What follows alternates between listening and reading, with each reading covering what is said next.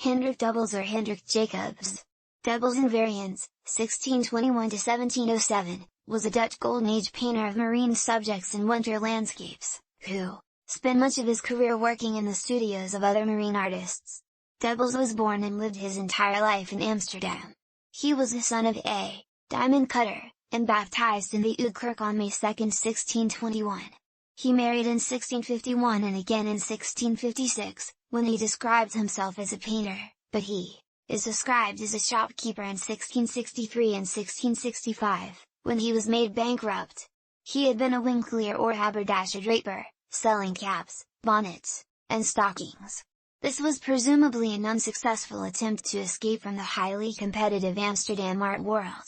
His earliest dated work is a drawing from 1641, with a dated painting from 1643. His marine style was initially based on that of Jan Porcelis, then that of Simon de Vlieger in whose studio he worked circa 1650–3, bringing him into contact with Jan van de Capelle. The 1650s were the period of his best work, including his winter landscapes, which were strongly influenced by those of Jan van de Capelle, as were his tranquil marine scenes. He then worked for Willem van Velde, the elder, and his son Willem II until they left for London after the Rampjar, year of disasters, of 1672.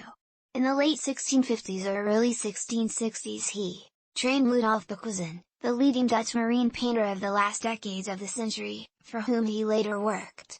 Abraham Storck was another influence on his later work, which declined sharply in quality from the 1680s. In his last years he painted inferior replicas of his own earlier works, and those of others.